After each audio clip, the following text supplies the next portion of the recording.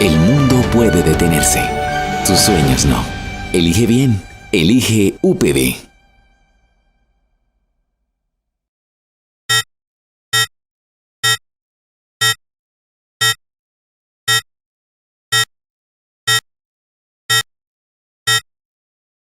Cada una de las charlas en la celebración de los 30 años de la Facultad de Ingeniería Electrónica nos acerca más a nuestros egresados, quienes participan con temas que están en la punta del conocimiento, tanto en contenidos hardware como en software.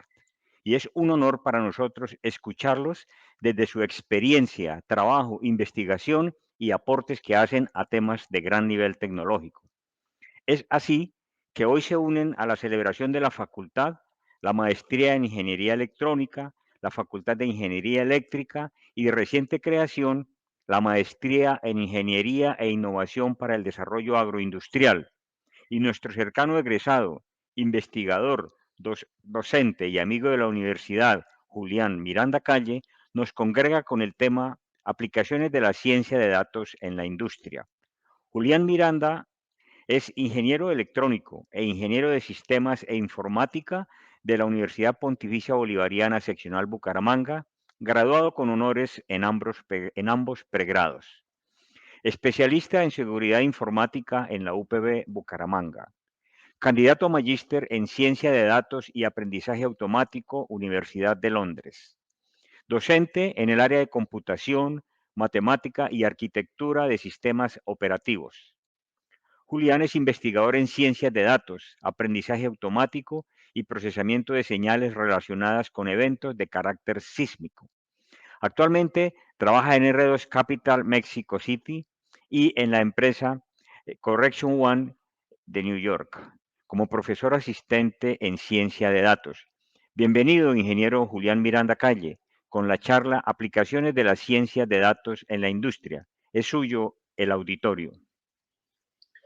Vale, muchas gracias, profe Alex. Qué bueno verlos a ustedes de nuevo, estar aquí con la UPB dando esta charla. Pues para mí es un gusto poder seguir difundiendo y democratizando este tema de la ciencia de datos que me apasiona, en la que me he dedicado pues ya un buen tiempo, la investigación de estos temas, tanto para creación y desarrollo de nuevos algoritmos como para la aplicación en la industria.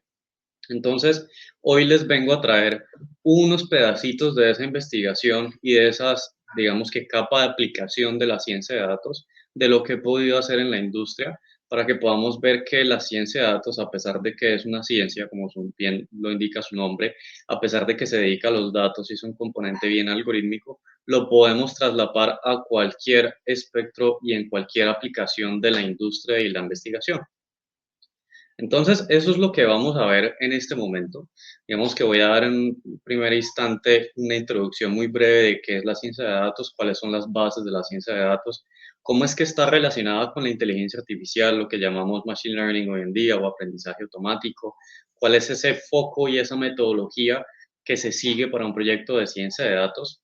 Y luego vamos a pasar a ver algunas aplicaciones muy interesantes, espero, para todos ustedes, de lo que es la ciencia de datos, tanto en la industria como algunos apartes de la investigación.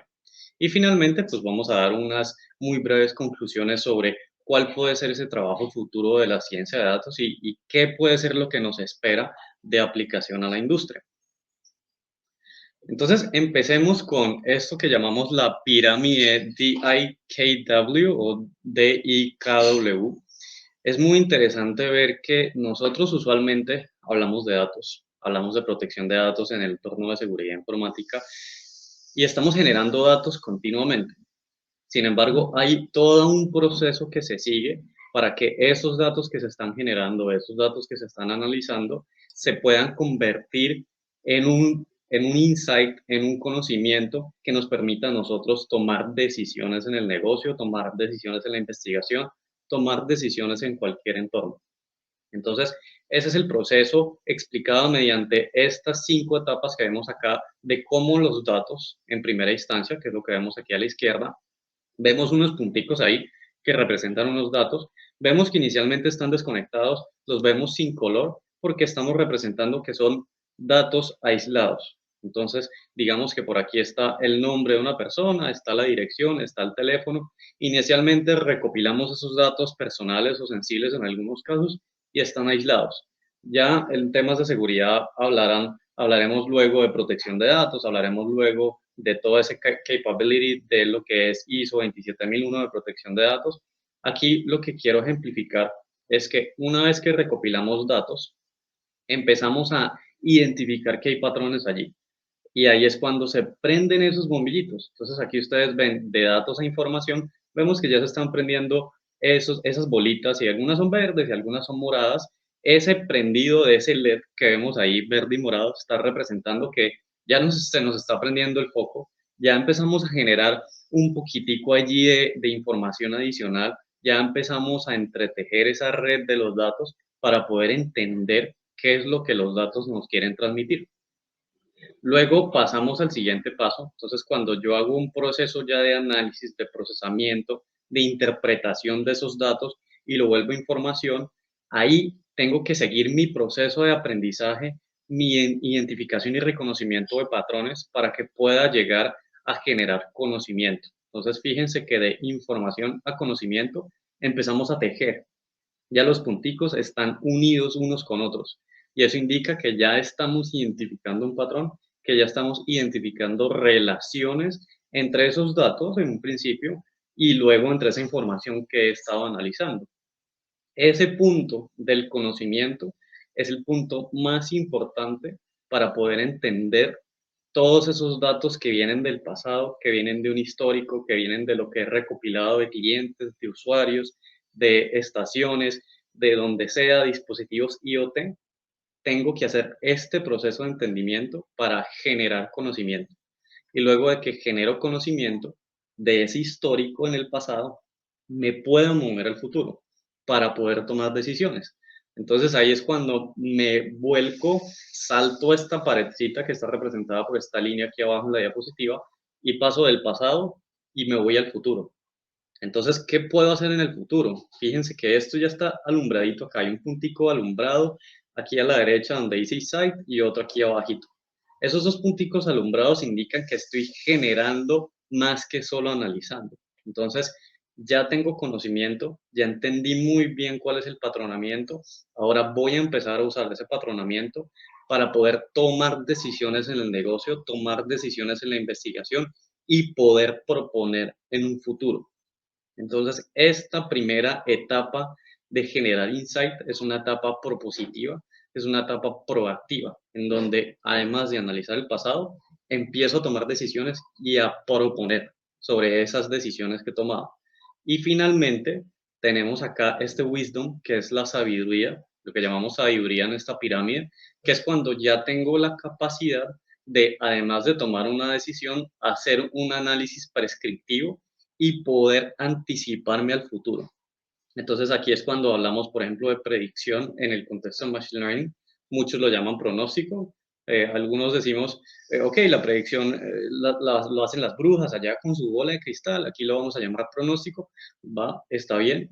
Como lo quieran llamar, predicción, pronóstico, eso es lo que estamos haciendo acá cuando generamos esa sabiduría.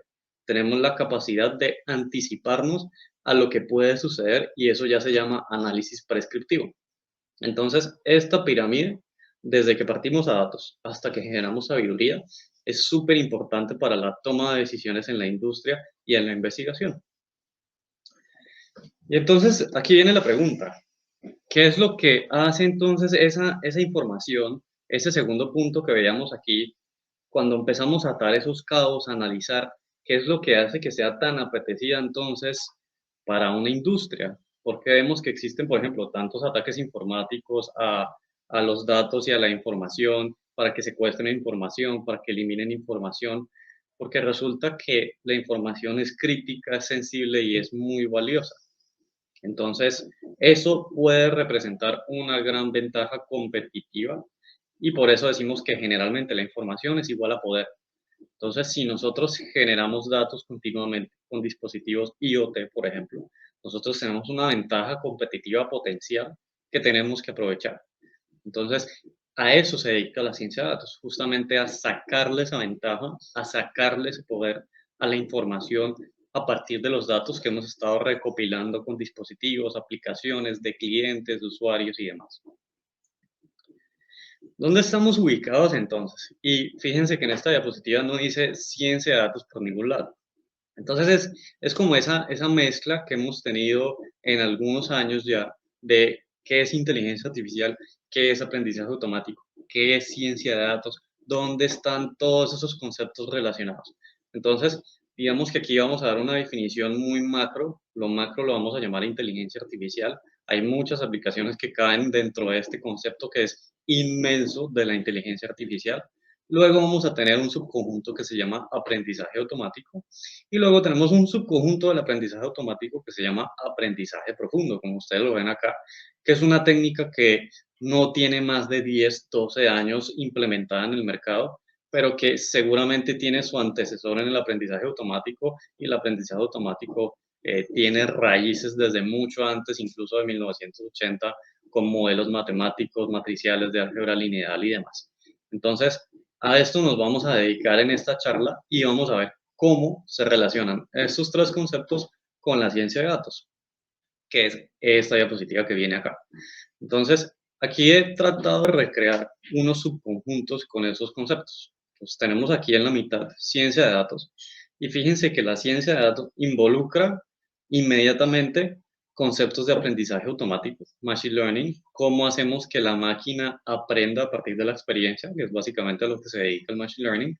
Tenemos por aquí abajo, y es súper importante, y por eso está, digamos, que esa barra verde grande, este contexto. Siempre la ciencia de datos debemos mirarla como una herramienta. La ciencia de datos nunca es el foco de la industria o la investigación, siempre es una herramienta que se puede implementar transversal a cualquier contexto y por eso es muy importante entender el contexto. Entonces, si yo quiero implementar ciencia de datos, por ejemplo, para poder entender cuál es el lenguaje de los clientes en un marketplace como Amazon, como Mercado Libre, como Falabella, X Marketplace, necesito entender cuál es el contexto de ese marketplace, cuál es el lenguaje que maneja un cliente, porque antes de analizar con ciencia de datos algo, necesito entenderlo. Y por eso está esa gran barra ahí de entendimiento, experiencia del contexto. Luego tenemos por aquí a la izquierda temas de computación. La ciencia de datos siempre se va a basar, por un lado, en computación, algoritmia, programación, y por el otro lado, que vemos aquí en azul, matemática y estadística. Son dos grandes bases siempre para la ciencia de datos. Casi todos los algoritmos en ciencia de datos a nivel de machine learning, a nivel de deep learning, requieren de bases fuertes en matemática y estadística. Son muchos conceptos de optimización, son muchos conceptos de derivadas integrales, son muchos conceptos de álgebra lineal, de distribuciones de probabilidad, de interpretación de esas distribuciones. Entonces, por ese lado, matemática y estadística es bien importante.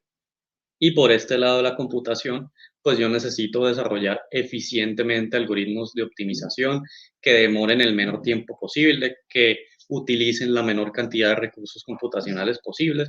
Entonces, tenemos esa unión de todos esos subconjuntos que al final hacen de la ciencia de datos una disciplina muy integral y en ocasiones difícil de implementar transversalmente por el conocimiento que requiero del contexto. Esa ciencia de datos es la que vamos a tratar en esta charla y vamos a mirar algunos ejemplos de cómo la podemos implementar en diferentes contextos de la industria. Entonces, ¿cuál es el proceso que seguimos para poder tener una aplicación de una técnica de ciencia de datos? Lo más importante en primera medida es saber a qué negocio, a qué contexto voy a aplicar la ciencia de datos. Y por eso es que esa es la entrada aquí a ese proceso. Entonces, primera etapa, adquiero los datos. Obviamente, para hacer un análisis de datos, necesito datos, eso es evidente, y recopilo esos datos en esta etapa que se llama adquisición. Esos datos pueden venir de un ejercicio de sensórica, de dispositivos de IoT, de dispositivos de IIoT, aplicaciones, ejemplo de aplicaciones, Rappi. Entonces, estoy pidiendo un domicilio a Rappi. Ese domicilio tiene una cantidad de datos infinita. Existe un gran desarrollo algorítmico al interior de Rappi, justamente para identificar cómo puedo de forma eficiente recopilar esas órdenes en el menor tiempo posible y entregar las órdenes dentro del tiempo establecido. Y eso es un ejercicio de optimización súper complejo que está acotado de muchas formas, incluyendo geográficamente. Y ahí hay datos. ¿Qué datos recopilamos en ese sentido? Los datos del usuario. ¿Dónde está ubicado en latitud, longitud? ¿Cuáles son esos datos privados que quiero procesar? ¿Cuál es la orden? ¿En qué orden pidió esos elementos que está pidiendo? ¿En dónde está ubicado y en dónde necesito recoger los elementos?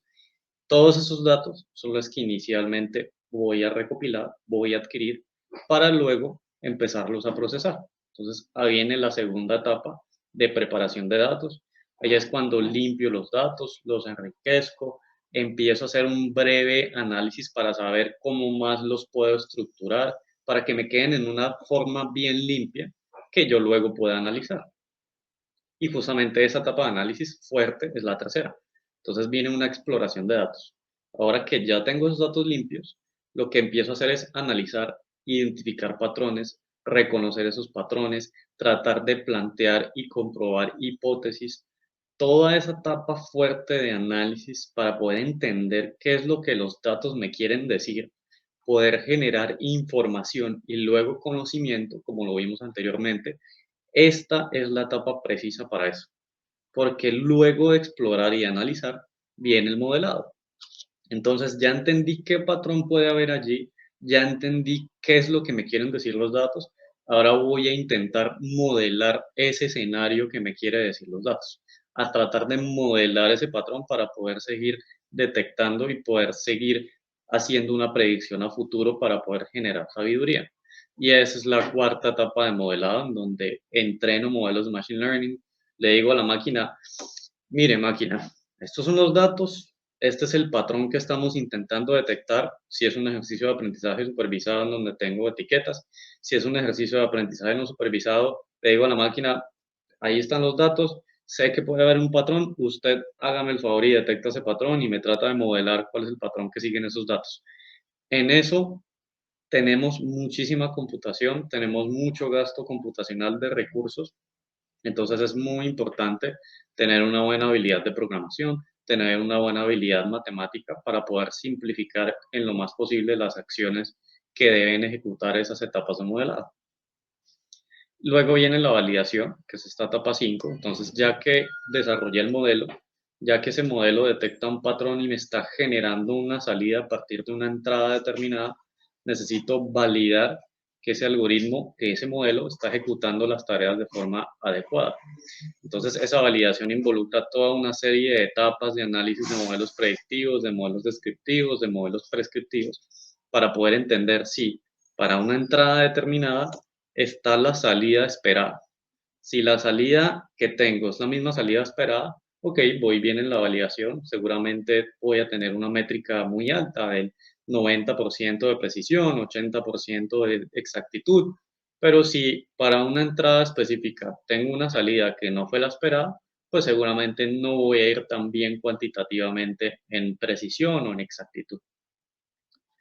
Y finalmente, cuando validé todos mis modelos, estoy satisfecho con esos modelos, sé que funcionan para el contexto con algún porcentaje de error, estoy listo para visualizar esos datos, presentar esos datos a un stakeholder, presentárselos a mi jefe, presentárselos al gerente y finalmente estoy listo para la toma de decisiones. Y por eso la salida de todo este proceso es la toma de decisiones.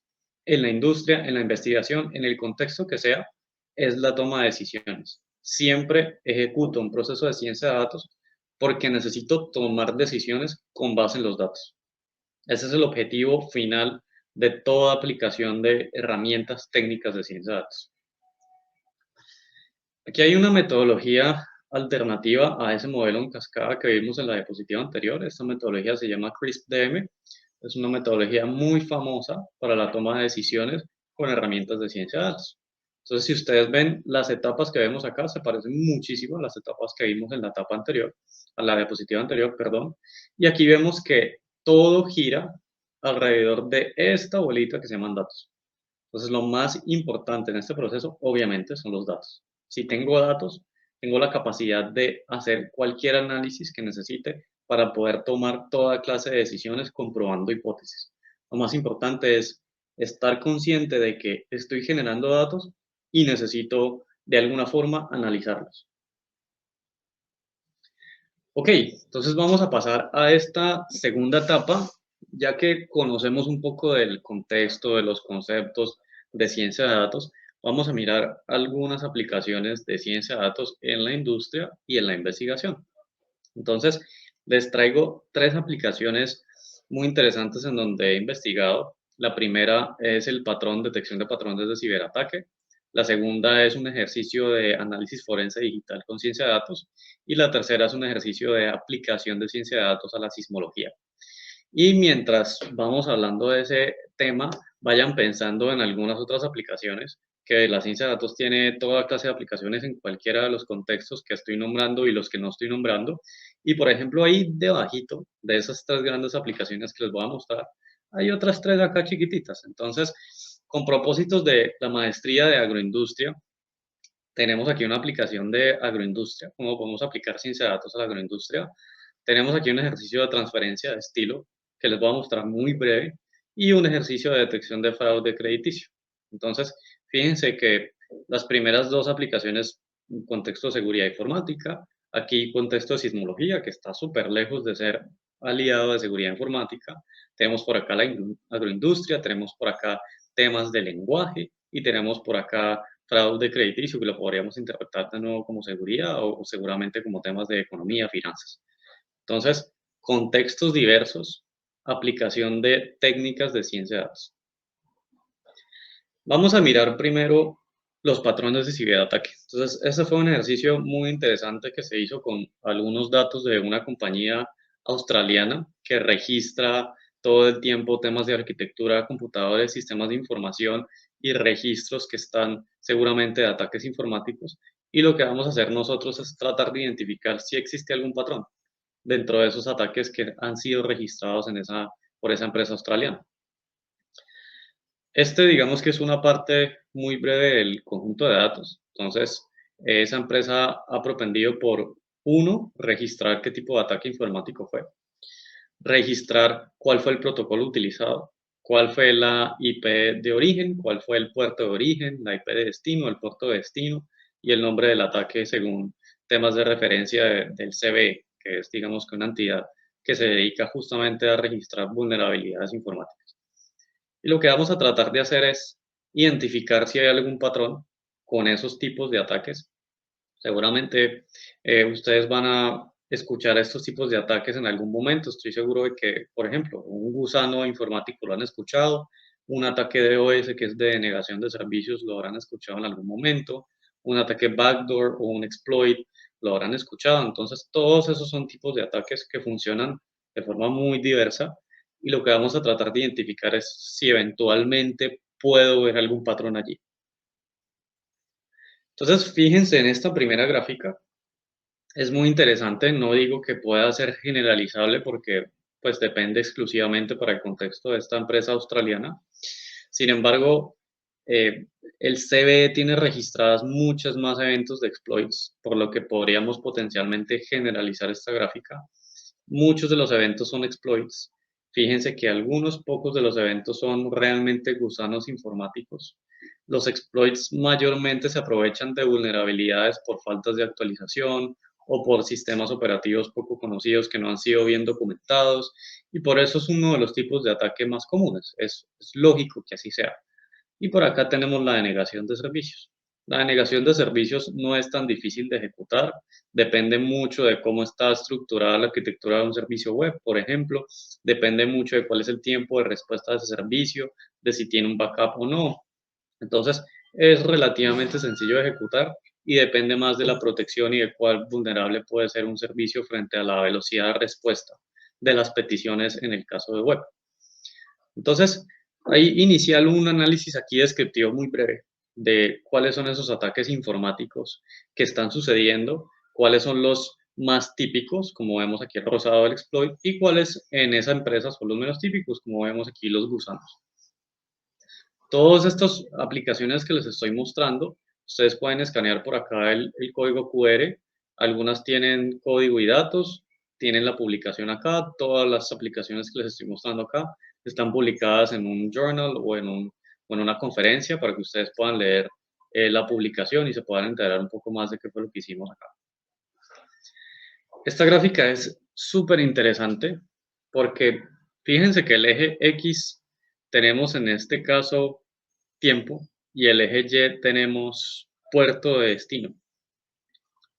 Lo interesante de la gráfica es que yo hubiese esperado que en esta gráfica estuviesen puntos regados por todas partes, porque idealmente en nuestra ignorancia de pronto en temas de seguridad no encontramos ningún patrón con el puerto de destino. El puerto de destino es como si fuese la puerta de su casa. Entonces yo voy a hacer un ataque a la puerta de su casa para poder entrar.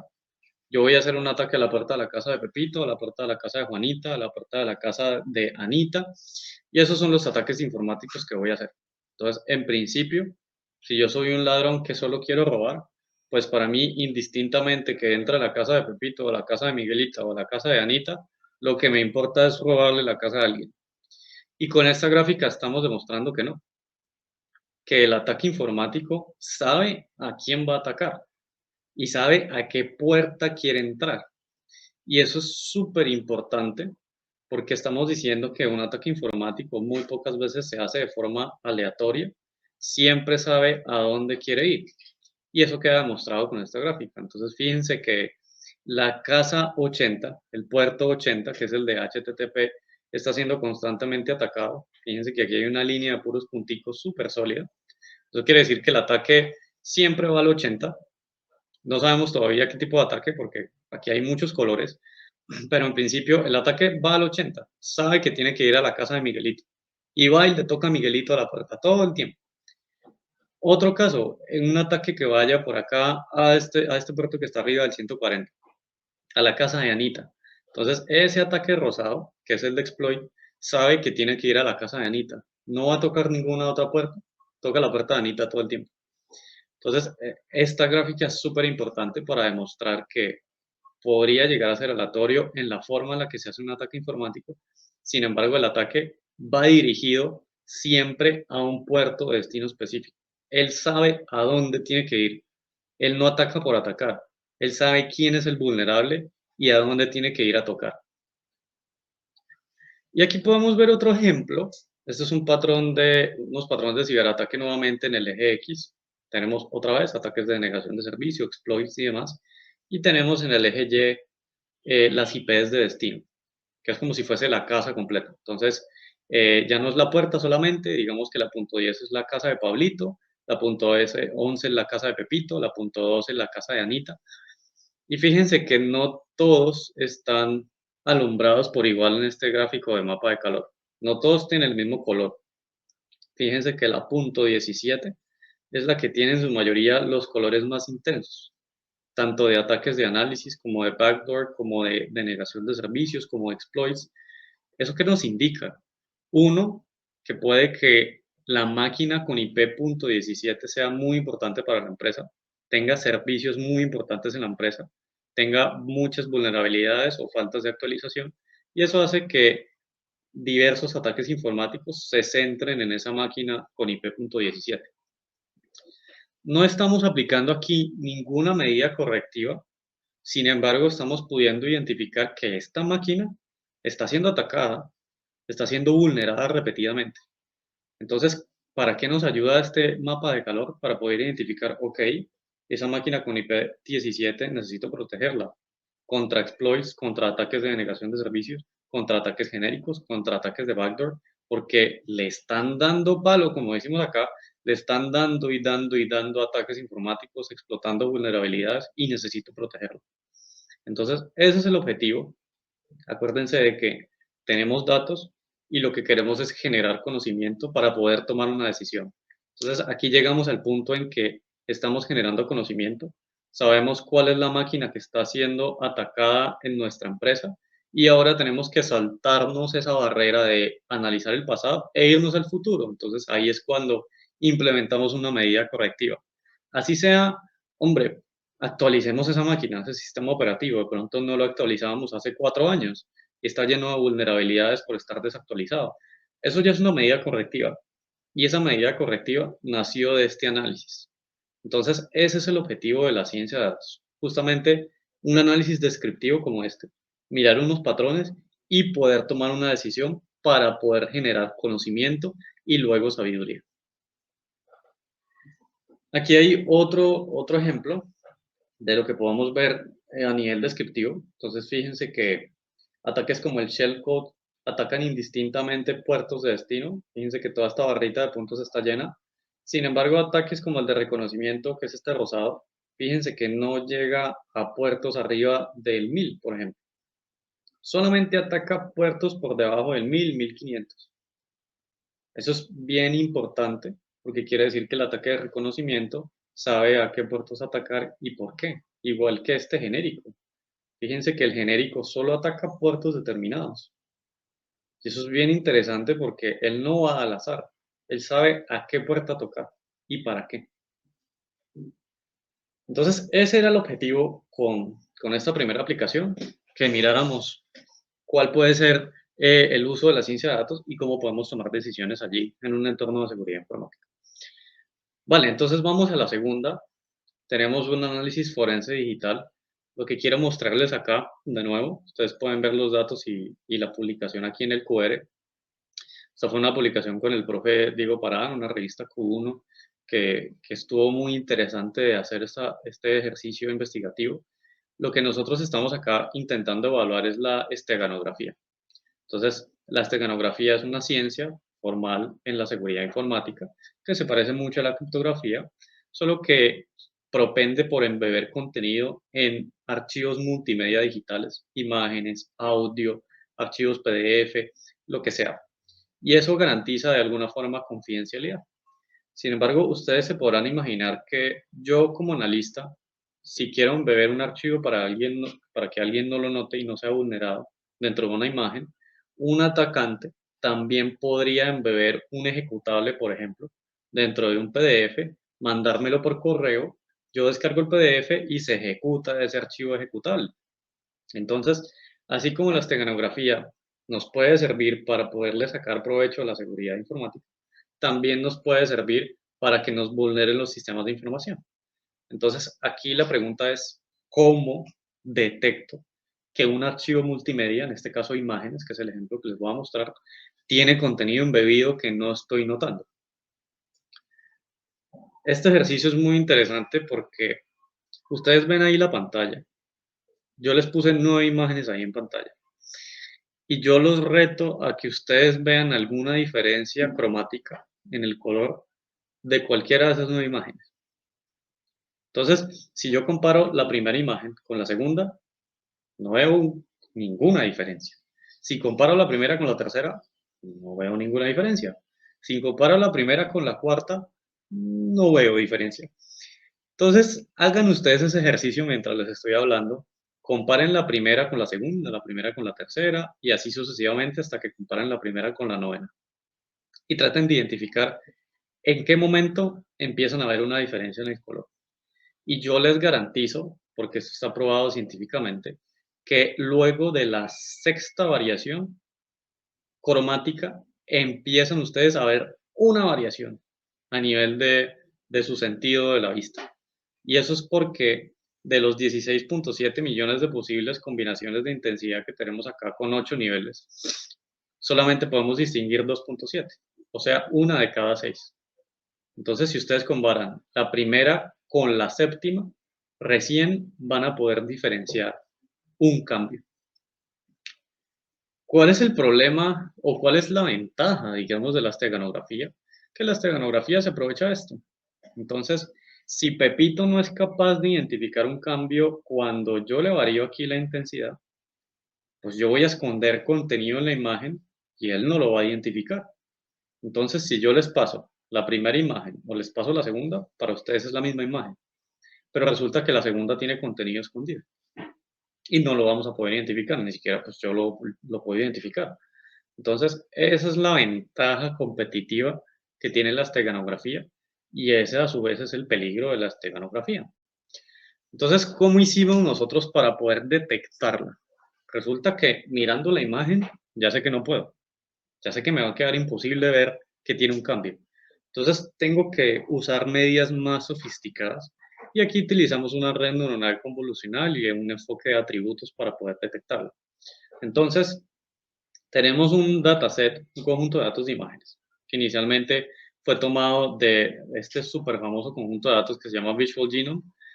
Sacamos esas imágenes, les hicimos un preprocesamiento, de tal forma que nos quedaran inicialmente monocromáticas con la dimensionalidad que necesitábamos, y luego extrajimos unos atributos claves importantes para esta investigación a partir de los histogramas de las imágenes, y eso sirvió como entrada a una red neuronal artificial muy tradicional.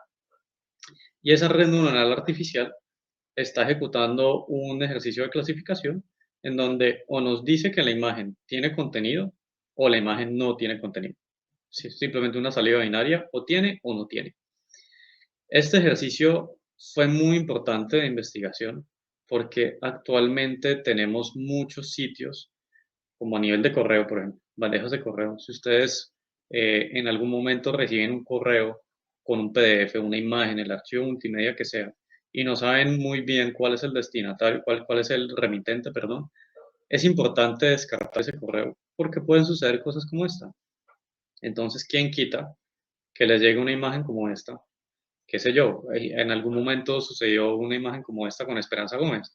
Entonces, evidentemente, creo que si a ustedes les llega una imagen de Esperanza Gómez, pues muchos de ustedes la van a abrir. O qué sé yo, una imagen de Pepito Mendieta o una imagen de una casa muy bonita, la van a abrir. Entonces, ¿cuál es el problema aquí? Que ustedes están abriendo esa imagen sin saber cuál es el contenido que puede traer. Entonces, el contenido bien puede ser un archivo ejecutable y al abrir la imagen, ese archivo se puede ejecutar automáticamente. Entonces, muy importante lo que hicimos acá y estamos tratando de implementar esto a niveles de sistemas de información de redes sociales para que cuando se sube una imagen automáticamente se pueda validar que esa imagen no tenga contenido embebido. Vale, al final el desempeño de nuestro modelo, pues obviamente incrementa cuanto más contenido tenga. El payload hace referencia a cuánta carga de contenido embebido tiene. Entonces, entre más embebo contenido en una imagen, pues más fácil va a ser de notar. Entonces, por eso el desempeño del modelo pues va subiendo conforme tenemos más contenido en una imagen. Vale, y el tercer ejercicio, ejemplo de aplicación que les quiero mostrar es en sismología, que hemos pues, trabajado bastante con el grupo de investigación en la UPB. Digamos que nuestro objetivo final es poder desarrollar un sistema de alerta temprana de eventos sísmicos y para eso tenemos que anticiparnos a la llegada de un evento sísmico. Entonces tenemos que detectar que viene un evento antes de que ese evento ocurra. Normalmente un evento sísmico se puede determinar a través de la onda P, que es la onda que primero toca la superficie, pero que por sus características de movimiento no genera ninguna variación de movimiento superficial, a diferencia de la onda S, que es la que sentimos normalmente cuando llega un sismo. Entonces, si nosotros podemos detectar la onda P, podemos tratar de anticiparnos a la onda S. Y eso quiere decir que nos podemos anticipar a un evento sísmico. Entonces, es muy importante porque ustedes seguramente habrán sentido sacudones en todo momento a nivel de Santander, y es porque Los Santos es el segundo nido sísmico más activo del mundo, y por allí pasa una serie de fallas, entre esas la falla de Santa Marta-Bucaramanga o Bucaramanga-Santa Marta. Ustedes saben que muchos de los eventos sísmicos son generados por ese movimiento de las fallas, esa ruptura de algunas fallas, que hace que se expulsen ondas y una gran cantidad de energía que se transforma pues, en esas ondas que viajan y llegan a nivel superficial. Entonces es muy importante para nosotros poder anticiparnos a un evento, porque es que nosotros a nivel de Santander, a nivel de Florida Blanca, los que vienen en Florida Blanca, a nivel de Piedecuesta, en donde quiera que ustedes vivan acá dentro de Santander, área metropolitana y demás, es muy importante determinar un evento sísmico porque es que en Santander identificamos 22 sismos al día.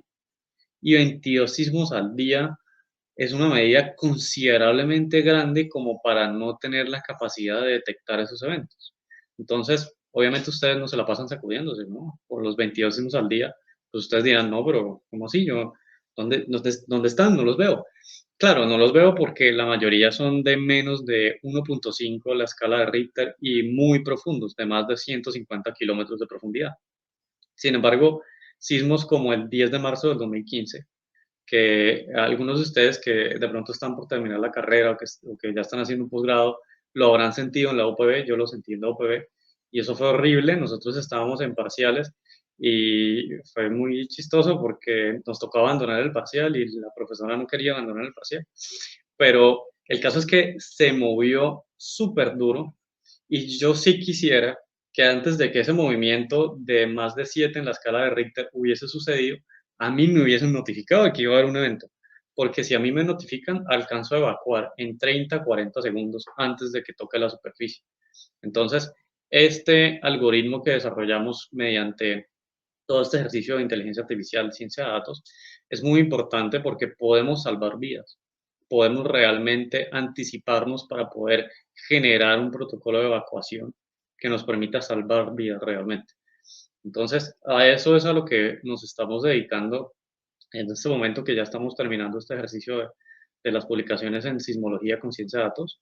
En esta diapositiva vemos cuál es la distribución de eventos en Santander. Cada puntito naranja es un evento.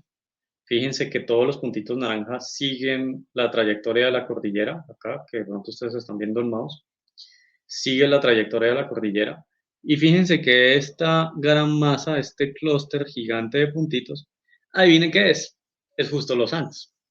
Y por eso decimos que ocurre gran cantidad de los eventos sísmicos acá en Los Santos. Y los que vivimos por acá cerquita, como Bucaramanga, Floridablanca, o Piedecuesta o Girón, pues sentimos gran cantidad de esos eventos sísmicos. Algunos los sentimos duro, otros apenas los sentimos. Sin embargo, 22 sismos al día pues es bastante. Lo que nos salva realmente como población es la gráfica de la derecha. Entonces, la mayoría de eventos sísmicos tienen una magnitud por debajo de los 2 en la escala de Richter. Ustedes están viendo acá, digamos que este nodo acá súper oscuro es la mayor densidad de la distribución de magnitud y profundidad. Entonces, profundidades, por ejemplo, de los 150 kilómetros que vemos acá y magnitudes por debajo de los 2 en la escala de Richter. Eso es lo que nos salva como humanidad en Santander, de que pueda existir un desastre, que son sismos de baja magnitud, poca energía liberada y muy profundos, tal que cuando llegan a la superficie seguramente ya se han aplacado, ya la onda y la energía se ha difuminado un poco, se ha atenuado. Entonces, muy importante hacer este análisis descriptivo para poder entender cuál es la distribución de esos eventos sísmicos geográficamente y cómo es que se comportan a nivel de su energía liberada y la profundidad del hipocentro. Bien, esta gráfica, conjunto de gráficas, es otro análisis descriptivo. Fíjense que la cantidad de eventos sísmicos por municipio en la gráfica de barras naranjas. Fíjense la diferencia tan gigante de Los Santos. Los Santos, según digamos que el dataset que pudimos estudiar, que viene de la Red Sismológica Nacional de Colombia, y son más de 170.000 eventos sísmicos desde 1993, fíjense que el 59% de los eventos ocurrieron en Los Santos. Y fíjense que el segundo nido sísmico en esos datos es Zapatoca con apenas 6%. Entonces, esta es la necesidad real de poder estudiar Los Santos, de poder saber en este nodo sísmico qué está sucediendo y cómo puedo detectar un evento. Y a la derecha vemos las estaciones sismológicas que más detectaron eventos de Santander y que son la razón por la cual las escogimos a estas primeras que están acá. Entonces, la estación de Barichara, la estación de Rusia, Barranca, Puerto Berrío, de Pamplona, fueron las que seleccionamos para poder identificar esos eventos sísmicos. Entonces, ¿qué fue lo que hicimos allí en ese ejercicio? Ese es el proceso completo. Digamos que descargamos unos datos del servicio de la Red Sismológica Nacional de Colombia. Esos datos a nivel de señal sísmica se ven como ustedes están viendo aquí en pantalla en azul. Hicimos un preprocesamiento de esas señales. Aquí, después del procesamiento, ustedes ven un fragmento de la onda que veíamos a la izquierda. Digamos que estamos viendo, voy a coger aquí el lápiz, estamos viendo este fragmento, ¿listo? Aquí adelante. Y ese fragmento es el de la onda P. Entonces digamos que la onda P, la voy a marcar acá, está más o menos en esta posición. Y esa es la onda que nos interesa, porque luego la onda S, que está, la voy a marcar ahora en azul, que está más o menos por aquí, en esta ventana, por aquí está la onda S. Entonces si yo detecto la onda P, tengo algún tiempo antes de que llegue la onda S. Y ese es el tiempo que podemos tener para hacer una evacuación cuando hacemos una alerta temprana. Entonces, ese fragmento de la ventana roja que ustedes ven ahí es el que me interesa, en donde está la onda P, para poder anticiparme a la llegada de la onda S sabiendo que es un evento sísmico. Y eso es lo que ustedes ven al costado derecho en esas dos ondas que vemos ahí que dicen ventana de onda P. Luego de que tenemos esa ventana, voy a ir a la diapositiva siguiente una vez. Luego de que tenemos esas ventanas, lo que hacemos es calcular atributos, tratar de representar esas ventanas de series de tiempo con atributos que sabemos que describen muy bien esas ventanas. Esos atributos los pueden ustedes leer acá. Son algunos atributos estadísticos, algunos atributos netamente sísmicos, algunos atributos de teoría del orden y el desorden. Son diversos atributos que nos permiten a nosotros identificar la onda P, y luego lo que hacemos es simplemente construir un modelo de red neuronal artificial como este, y finalmente una clasificación binaria, sabiendo que o lo que estamos analizando es puro ruido, o lo que estamos analizando corresponde a un sismo. Y así es que generamos la alerta. Entonces, cuando esto nos da una salida de sismo, nosotros sabemos que viene una onda S potencialmente, entonces podemos generar una alerta. Esto es un ejercicio completamente de ciencia de datos, de aplicación de Machine Learning. Entonces, aquí les acabo de explicar muy superficialmente pues una investigación que lleva 3 años de todo lo que hemos podido hacer para poder aplicar ciencia de datos al servicio de la sismología en Santander. Vale, el desempeño final del modelo, digamos que depende de las estaciones, y pues esto es muy evidente. Si detectamos un evento con una estación, es probable que no seamos tan exactos, bueno, en este caso sí, estamos hablando de exactitud. Si empezamos a incorporar estaciones, y ahora tenemos 4 estaciones, pues seguramente vamos a poder ser más exactos porque tenemos la posibilidad de cruzar información. Entonces, ya que en una estación lo detecté, voy a ver si en la otra también lo pude detectar y voy a ver si en la otra lo pude detectar. Entonces, podemos construir ahí una función de votación que nos diga, ok, si en más de la mitad de las estaciones lo detecté, entonces definitivamente sí es un evento. Y eso nos puede blindar un poco más contra falsos positivos y falsos negativos. Entonces, por eso tenemos un mejor desempeño cuando incrementamos la cantidad de estaciones que usamos. Vale, hasta aquí ejercicios de aplicación diversos, digamos que en seguridad, en temas de sismología. Quiero explicar brevemente algunos otros ejercicios de aplicación si nos da el tiempo, que creo que sí. Tenemos acá agroindustria, entonces voy a dar un breve repaso hacia qué fue lo que hicimos en agroindustria. Resulta que ustedes saben que cuando estamos haciendo un cultivo, estamos cultivando, por ejemplo, papa sabanera, y el contexto acá es papa sabanera en Cundinamarca. Entonces, digamos que por un momento nos vamos a poner en la posición de un agricultor que cultiva papa sabanera en Cundinamarca. Es muy difícil para el agricultor saber cuándo empezar a cultivar para que cuando tenga que cosechar, el precio de la papa le genere un revenue. Esto le genere esa oportunidad de ganancia después de lo que le queda de egresos del transporte, después de haber hecho la venta, después de haber hecho la reconstrucción de la parcela para que pueda estar apta para sembrar nuevamente. Esa relación ingresos-egresos le genera una utilidad y esa utilidad muchas veces es negativa.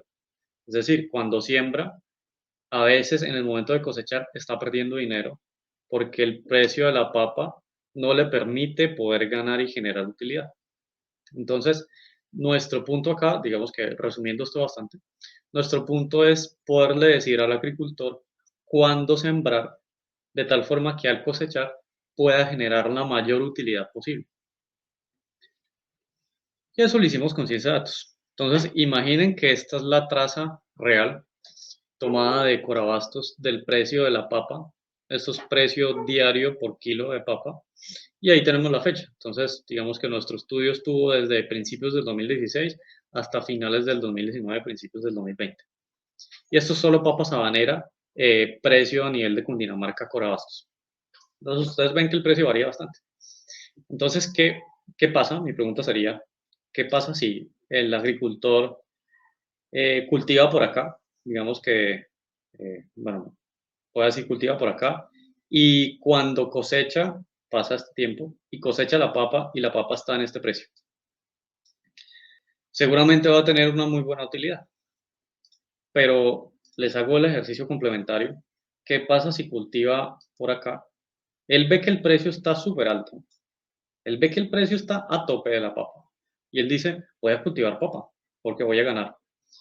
Y resulta que cuando va a cosechar, el precio está por acá. ¿Qué le pasó?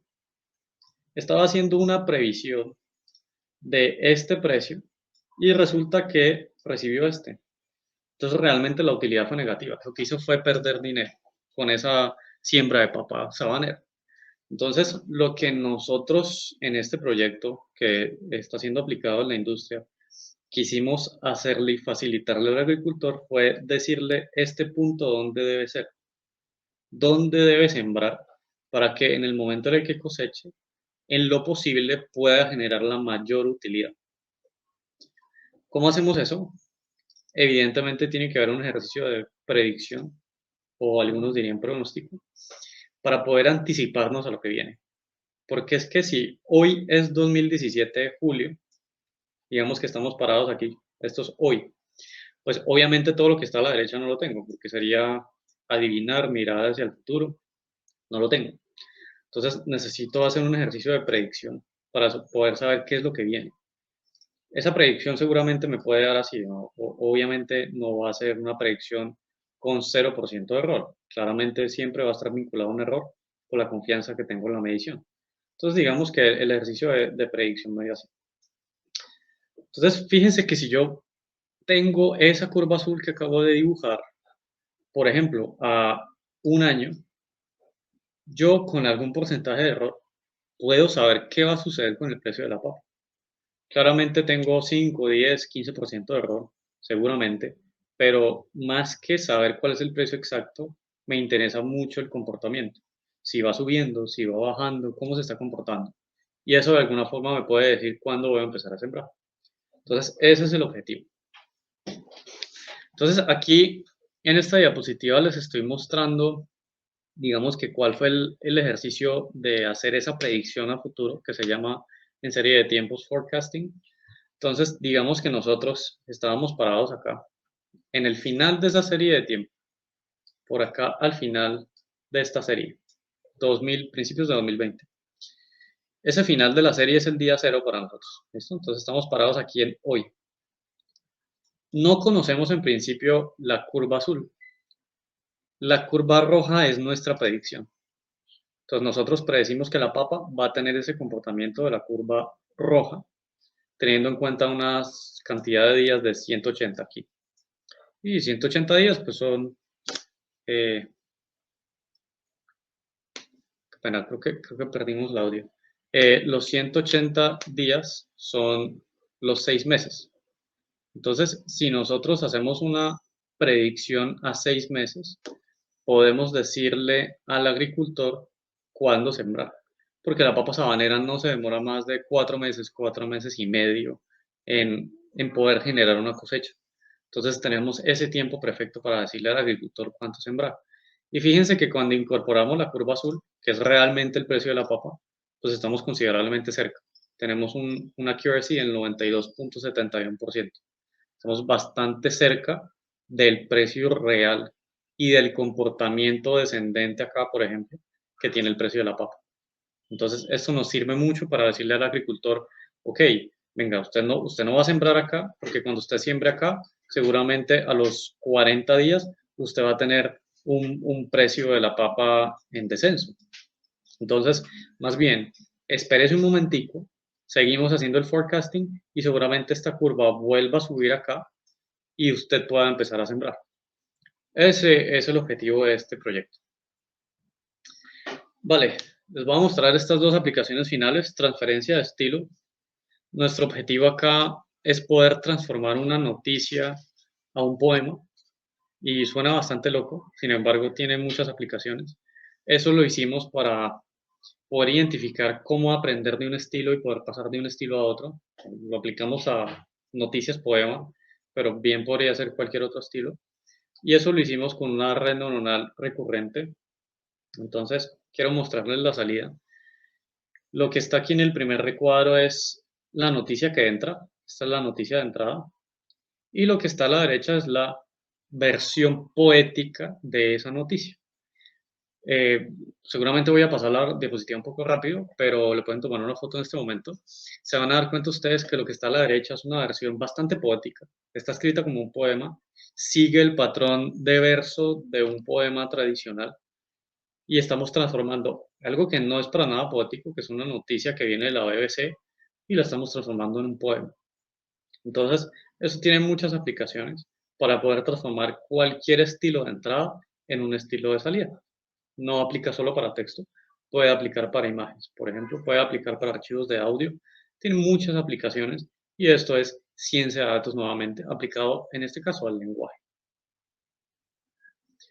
Este es el desempeño de nuestro modelo de red neuronal recurrente, entonces tenemos un desempeño considerablemente mejor al desempeño de los que han estado documentados en el estado del arte, que son las otras barras, 4 barras que están a la izquierda. Y finalmente llegamos al tema del fraude crediticio. Entonces, quiero mostrarles brevemente cómo podemos hacer una detección de fraude crediticio, que es el objetivo de este problema de negocio. Entonces, aquí hay un breve análisis descriptivo de una distribución de puntos de fraude y transacciones genuinas cuando son transferencias y cuando son transacciones de cash out, de retiro de dinero. Entonces, fíjense que ahí empezamos a ver un patrón. Fíjense en la tercera gráfica. Estos puntos que están aquí en naranja están considerablemente bien identificados y separados de los puntos azules cuando la operación es fraudulenta. Cuando es transferencia, fíjense que los azules de una operación genuina están aquí en este espacio de arriba y en una operación fraudulenta están en este espacio de abajo. Igual pasa para retiro de dinero. Entonces ahí empezamos a entender qué características podemos ver, como por ejemplo el error del balance de destino, para poder identificar que una operación es fraudulenta o no. Aquí tenemos una curva 3D, que es una ampliación de la que vimos en 2D ahí en la diapositiva anterior. Y fíjense que aquí podemos perfectamente determinar un hiperplano en esta gráfica 3D para poder separar lo que es fraudulento de lo que no es fraudulento. Entonces, claramente se identifica una operación fraudulenta de una no fraudulenta con base en el monto de la operación, el error de balance de destino y el logaritmo en base 10 de ese error de balance de origen. Entonces, es muy interesante porque podemos determinar si eso no es fraudulenta una transacción, si eso no fraudulenta un retiro de dinero. Y esta es una gráfica importante de cuál es la relevancia de esos atributos. Entonces, para el modelo, que en este caso fue un XGBoost Classifier, que es un clasificador con base en unos árboles que están ahí optimizados, y los atributos más importantes fueron el error del balance de origen, fíjense, con un casi 50%, y luego está el balance de origen nuevo, y fíjense que el monto, que quizás hubiésemos creído que era importante, para el modelo tiene una importancia de menos del 5%. Entonces, esto es extremadamente relevante hoy en día para detección de operaciones fraudulentas y es muy importante hacer este tipo de análisis porque con este tipo de análisis podemos identificar realmente cuáles son los atributos importantes y que quizás en el contexto, decíamos, puede ser el monto el más importante, pero que a nivel de clasificación de ciencia de datos hemos identificado 4 atributos más importantes que el monto y lejos más importante que el monto con más de un 90% de importancia a comparación del monto. Entonces, nuevamente, ejercicios de ciencia de datos aplicados, en este caso, a la detección de fraude crediticio. Entonces, ¿qué conclusiones nos deja aquí estos ejercicios que les acabo de mostrar, estos ejemplos de aplicación?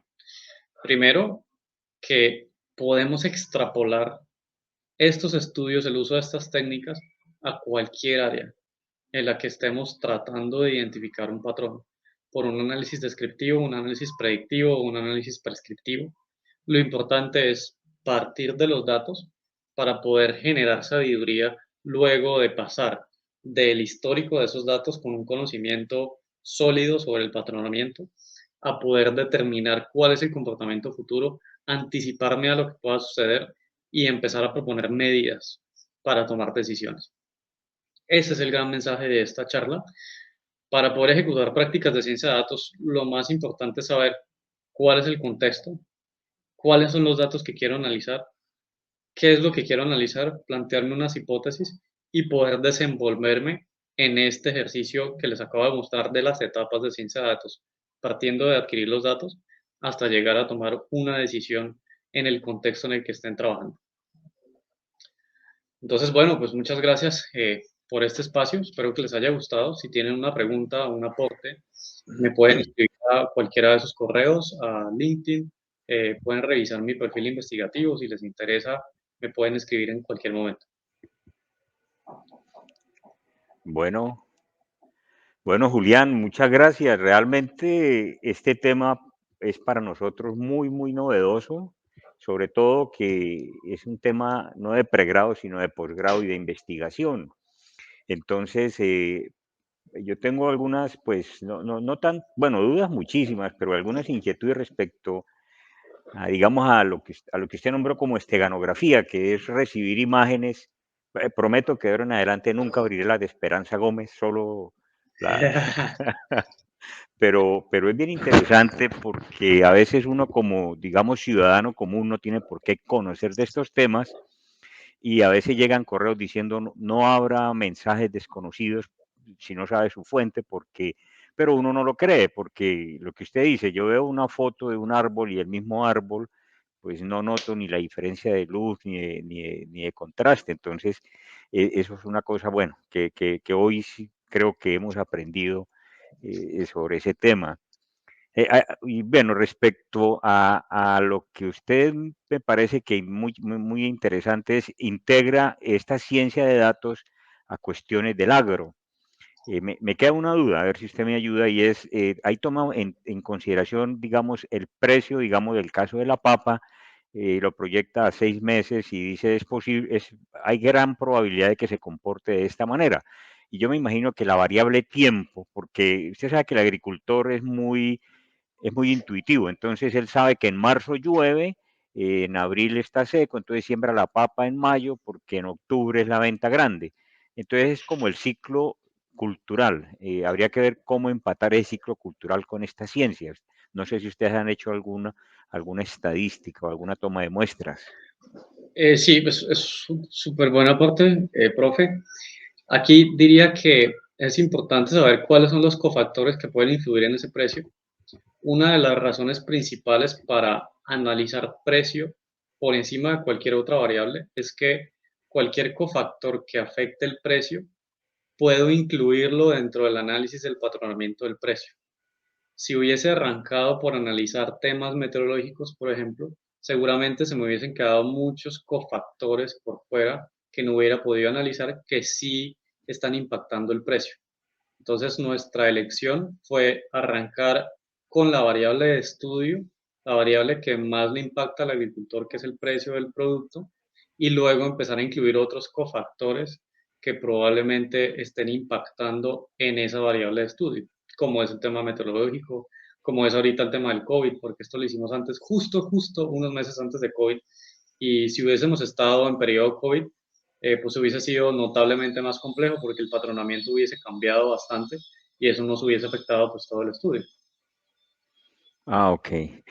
Otra curiosidad también sería si dentro de toda la toma de muestras o de investigación que han hecho, hay alguna tendencia o el Estado, digamos, como tal, como, como patrocinador y preventor del tema de agro, ¿hay algunas políticas de Estado respecto a esas predicciones? O sencillamente, eh, bueno, aparte de que es política, sí existirá, no sé si ustedes conocen algo de eso, si han Sí, investigado. sí, sí, claro, existen y tiene que ver con esas políticas financieras y esto enmarca mucho las políticas que se usan, por ejemplo, para temas crediticios, temas de usura y demás. Aquí existen políticas similares. Nosotros hicimos un ejercicio con una minoría de agricultores para poder probar el modelo en vivo, en línea, pero estamos justamente haciendo un análisis de cuál sería la burbuja que podríamos crear con el modelo, porque imagine también, y es otro tema muy importante que impacta seguramente al tema legal, ¿qué pasa si todos los usuarios, todos los agricultores fueran usuarios de nuestra aplicación hoy día? Nosotros estaríamos generando una burbuja y generando un ciclo en el que la detección del patrón futuro depende de nuestra misma generación del patrón pasado. Entonces, el patrón a futuro estaría influenciado por nuestra misma decisión del agricultor que usa nuestra aplicación.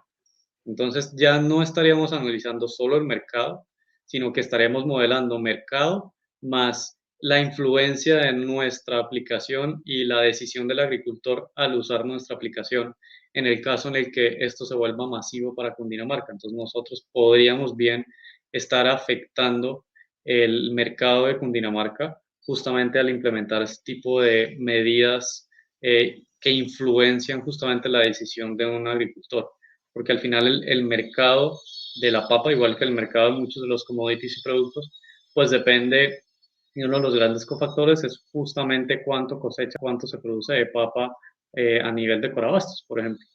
Entonces, si hay más demanda, más oferta, eso claramente influencia el precio de la papa en el mercado.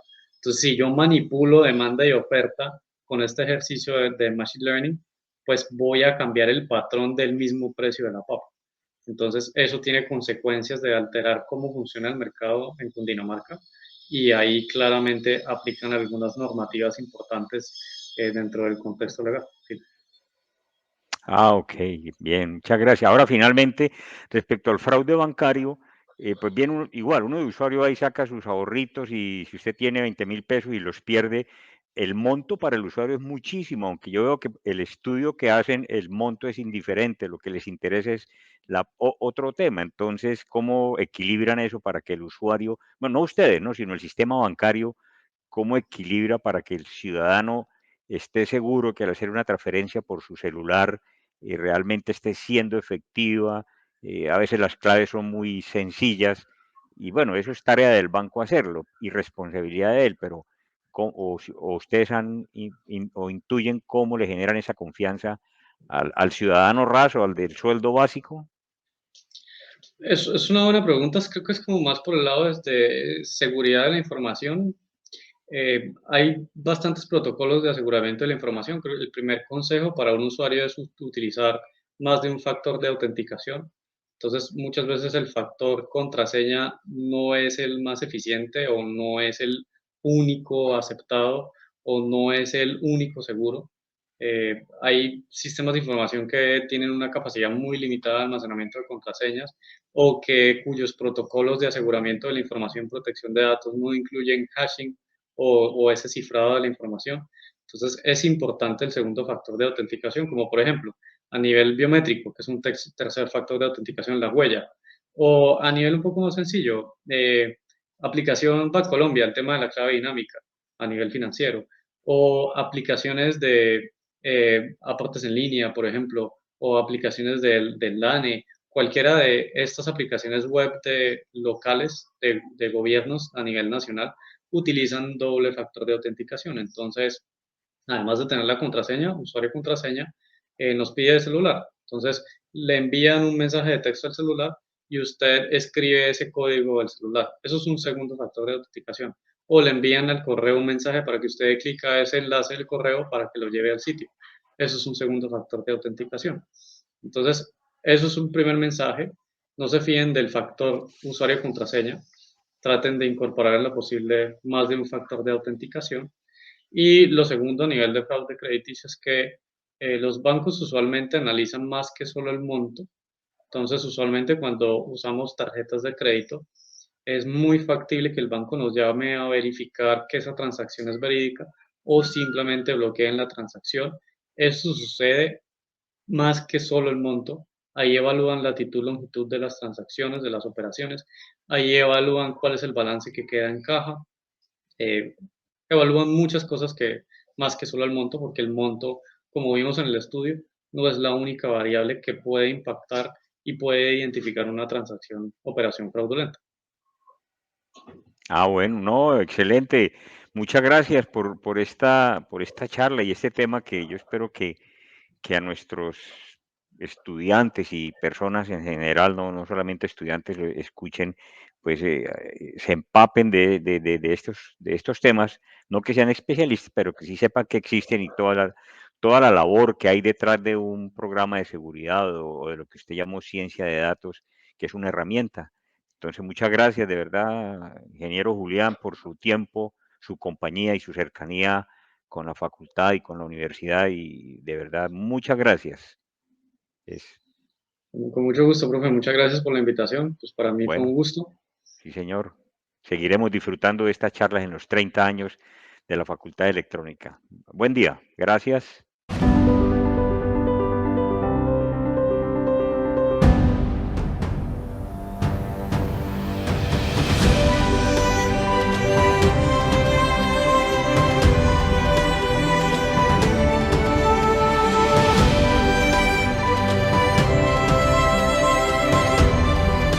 El mundo puede detenerse.